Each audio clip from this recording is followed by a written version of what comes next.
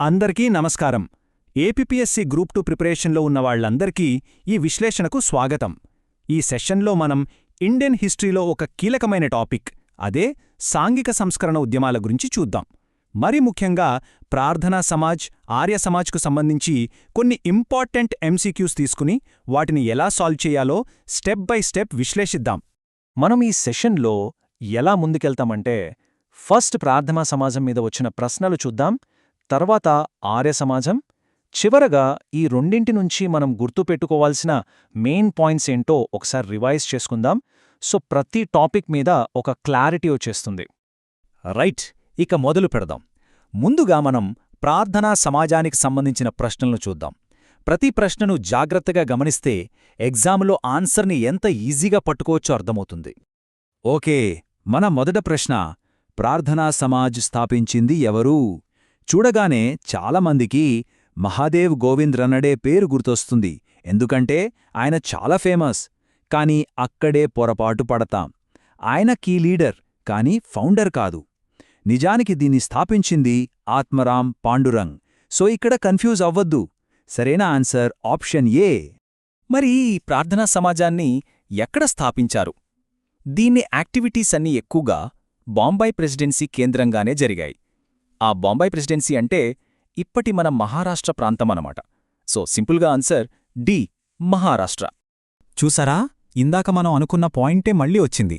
స్థాపకుడు వేరు, దాని ముందుకు నడిపించిన వ్యక్తి వేరు. ఆత్మరాం పాండురంగ్ దీన్ని స్టార్ట్ చేసినా ఈ సమాజానికొక డ్రైవింగ్ ఫోర్స్లా, చీఫ్ డైరెక్టర్లా పనిచేసింది మాత్రం మహాదేవ్ గోవింద్ రనడే. ఆయన వల్లే ఇది ఇంత పెద్ద ఉద్యమంగా మారింది. కాబట్టి ఇక్కడ మన ఆన్సర్ బి. సరే, ఈ ప్రశ్న కొంచెం జాగ్రత్తగా చదవాలి. సంబంధం లేనిది ఏది అని అడుగుతున్నారు. ప్రార్థనా సమాజం వాళ్ల అఫీషియల్ మ్యాగజీన్ సుబోధ్ పత్రిక. ఇది చాలా ఇంపార్టెంట్. కానీ ఇక్కడిచ్చిన ఆప్షన్స్లో సుబోధ్ సంగీత్ అనేదానికి సమాజంతో డైరెక్ట్ సంబంధం లేదు. కాబట్టి మన సరైన సమాధానం ఏ. మళ్ళీ ఎంజి రనడే గురించే ప్రశ్న. ఆయన ప్రాముఖ్యత ఏంటో దీన్ని బట్టే అర్థం చేసుకోవచ్చు. ఆయన ప్రార్థనా సమాజంలో లీడరే కాదు, దానికి అనుబంధంగా ఇండియన్ నేషనల్ సోషల్ కాన్ఫరెన్స్ అనే మరో పెద్ద సంస్థను కూడా స్థాపించారు. సో మళ్ళీ మన ఆన్సర్ సి, మహాదేవ్ గోవింద్ రనడే. ప్రార్థనా సమాజం మెయిన్ ఫోకస్ ఏంటి? వాళ్ళు ఉమెన్ ఎడ్యుకేషన్, విడోరీ మ్యారేజ్, పెళ్లి వయసు పెంచడం ఇలాంటి వాటిపై ఎక్కువగా పనిచేశారు. అయితే అంటరానితనం నిర్మూలన అనేది వాళ్ల ప్రైమరీ ఎజెండాలో లేదు. అది వాళ్ల కోర్ ఆబ్జెక్టివ్ కాదు. అందుకని ఇక్కడ లక్ష్యం కాలిది అడిగారు కాబట్టి సరైన సమాధానం డి. ఓకే, ఈ ప్రశ్న ఎంజి రనాడే గురించి మనకున్న నాలెడ్జ్ని టెస్ట్ చేస్తుంది. ఒక్కో స్టేట్మెంట్ చూద్దాం. ఆయన సంత తుకారాం నుంచి ఇన్స్పైర్ అయ్యారు, కరెక్ట్. ఎన్నో సంస్థలు స్థాపించారు, కరెక్ట్. ఆయన ఒక మోడరేట్ అంటే మితవాది, అది కరెక్టే. ఎడ్యుకేషన్, రీమ్యారేజ్ని సపోర్ట్ చేశారు, ఇదీ కరెక్టే. సో ఇక్కడిచ్చినవన్నీ నిజాలే. కాబట్టి ఆన్సర్ డి, అన్నీ సరైనవే. సరే, ఇప్పుడు కొంచెం ట్రిక్కీ క్వశ్చన్. ఇయర్స్ గుర్తుపెట్టుకోవాలి. ఇలాంటి మ్యాచింగ్ ప్రశ్నలొచ్చినప్పుడు ఒక్కొక్కటిగా చెక్ చేసుకుంటూ వెళ్ళాలి. ఫస్ట్ది అలీగర్ సైంటిఫిక్ సొసైటీ 1878 అని ఇచ్చారు, కానీ అది యాక్చువల్గా 1864. సో ఇది రాంగ్. నెక్స్ట్ ప్రార్థనా సమాజ్ 1866 అన్నారు, కాదు, అది 1867. సో ఇది తప్పే. ఇక మూడోది పరమహంస మండలి 1849, ఇది కరెక్ట్. నాలుగోది మానవ్ ధర్మ సభ 1844, ఇది కూడా కరెక్టే. అంటే మనకు third and fourth statements correct అన్నమాట. కాబట్టి ఆప్షన్ ఏ మన ఆన్సర్. ఓకే, ప్రార్థనా సమాజం గురించి చూశాం కదా. ఇప్పుడు మనం నెక్స్ట్ సెక్షన్కి వెళ్దాం. ఇంకో పవర్ఫుల్ రీఫార్మ్ మూవ్మెంట్, అదే ఆర్య సమాజం. దీనిమీద ప్రశ్నలు ఎలా ఉంటాయో చూద్దాం. ఇది చాలా స్ట్రెయిట్ ఫార్వర్డ్ క్వశ్చన్. ఆర్య సమాజం అనగానే మనకు గుర్తుకు రావాల్సిన ఒకే ఒక్క పేరు స్వామి దయానంద సరస్వతి. 19వ శతాబ్దపు సంస్కర్తల్లో ఆయన చాలా ముఖ్యమైన వ్యక్తి. సో ఆన్సర్ బి, స్వామి దయానంద సరస్వతి. ఇక్కడ చూడండి, ఈ స్లైడ్తో మనకు రెండు ప్రశ్నలకు అంటే Q27, Q28కి ఆన్సర్ దొరుకుతుంది. శుద్ధి ఉద్యమం అంటే ఏంటి?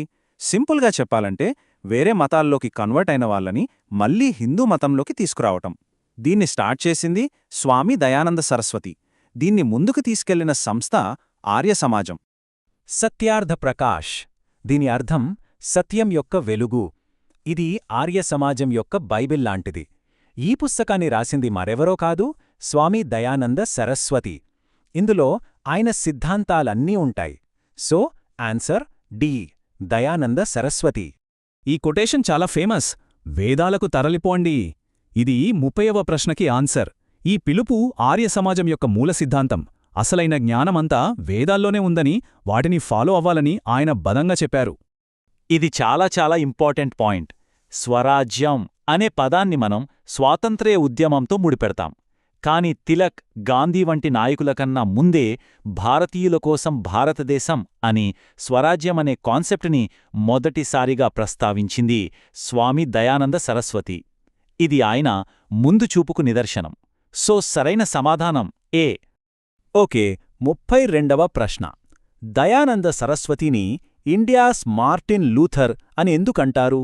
ఎందుకంటే యూరోప్లో మార్టిన్ లూథర్ ఎలాగైతే క్యాథలిక్ చర్చిలో ఉన్న మూఢనమ్మకాలను ప్రశ్నించాడో, అలాగే దయానంద సరస్వతి కూడా హిందూ మతంలో ఉన్న కర్మకాండలను, సాంప్రదాయాలను సవాలు చేశారు. అందుకే ఆయన్ని అలా పోలుస్తారు. సరే, మళ్ళీ స్టేట్మెంట్స్ ఎవాల్యుయేషన్. ఫస్ట్ 3 పాయింట్స్ కరెక్టే. ఆయన ఇతర మతాలను విమర్శించారు. ఆయన లెక్చర్స్కి రనడే ఎడిటింగ్ చేశారు. లోకహితవాది, బొంబాయి ఆర్య సమాజానికి ప్రెసిడెంట్గా ఉన్నారు. అన్నీ కరెక్టే. కాని 4వ పాయింట్ చూడండి, పెళ్లి వయసు గురించి. ఆయన అమ్మాయిలకు 14, అబ్బాయిలకు 21 అని చెప్పలేదు.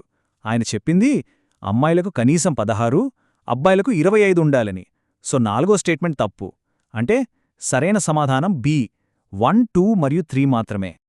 ఇది అసర్షన్ రీజన్ టైప్ క్వెశ్చన్. వీటిని జాగ్రత్తగా చూడాలి. అసర్షన్ ఏ, ఆర్య సమాజం వల్ల హిందువులలో సెల్ఫ్ కాన్ఫిడెన్స్ పెరిగింది. ఇది నిజమే. రీజన్ ఆర్, ఆర్య సమాజం బ్రిటిష్ వాళ్ల సుపీరియారిటీని ప్రశ్నించింది. ఇది నిజమే. ఇప్పుడు రెండింటికీ సంబంధం ఉందా? ఉంది. ఎందుకంటే శ్వేతజాతీయుల ఆధిపత్యాన్ని సవాలు చేసింది కాబట్టే రీజన్ హిందువులలో ఆత్మవిశ్వాసం పెరిగింది. అసర్షన్. సో రీజన్ అనేది అసర్షన్కు కరెక్ట్ ఎక్స్ప్లెనేషన్. ఆన్సర్ ఏ. ఈ ప్రశ్న మన జనరల్ నాలెడ్జ్నే టెస్ట్ చేస్తుంది. ఇందులో 4 వేర్వేరు విషయాలున్నాయి. ఆర్య సమాజం స్థాపన 1875లో జరిగింది. కరెక్ట్. వివేకానంద కర్మకాండలను వ్యతిరేకించారు. కరెక్ట్. థియోసాఫికల్ సొసైటీ హిందూయిజం రివైవల్కు హెల్ప్ చేసింది. కరెక్ట్. అకాలే ఉద్యమం గురుద్వారాల సంస్కరణ కోసం వచ్చింది. ఇది కరెక్టే. సో ఇక్కడిచ్చిన 4 స్టేట్మెంట్స్ కూడా నిజమే. కాబట్టి మన ఆన్సర్ డి. సో ఫైనల్గా ఒక క్విక్ సమ్మరీ. గుర్తుపెట్టుకోవాల్సిన మెయిన్ పాయింట్స్. ప్రార్థనా సమాజ్ అంటే founder Atmaram Pandurang, key leader MG Ranade. వాళ్ల ఫోకస్ ప్రాక్టికల్ సోషల్ రిఫార్మ్స్. ఇక ఆర్య సమాజ్ అంటే ఫౌండర్ దయానంద సరస్వతి, వాళ్ల నినాదం వేదాలకు తరలిపొండి. వాళ్ల కాన్సెప్ట్స్ శుద్ధి, స్వరాజ్యం. ఈ కీవర్డ్స్ గుర్తుంచుకుంటే చాలు, చాలా ప్రశ్నలకు ఆన్సర్ చేయొచ్చు. సరే, ఈ టాపిక్ అంతా చూశాం కదా. ముగించే ముందు ఒక చిన్న ప్రశ్న ఆలోచించండి. 19వ శతాబ్దంలో ఈ సంస్కర్తలు ఎన్నో ఆదర్శాల కోసం పోరాడారు. మరిప్పుడు 21వ శతాబ్దంలో వాళ్లు చెప్పిన వాటిలో వేటిని అమలు చేయటం మనకు అతిపెద్ద సవాలుగా మారింది. ఇది కేవలం ఎగ్జామ్ కోసం కాదు, మనల్ని మనం ప్రశ్నించుకోవడానికి. దీని గురించి ఆలోచిస్తూ ఉండండి. మరో మంచి టాపిక్తో మళ్ళీ కలుద్దాం.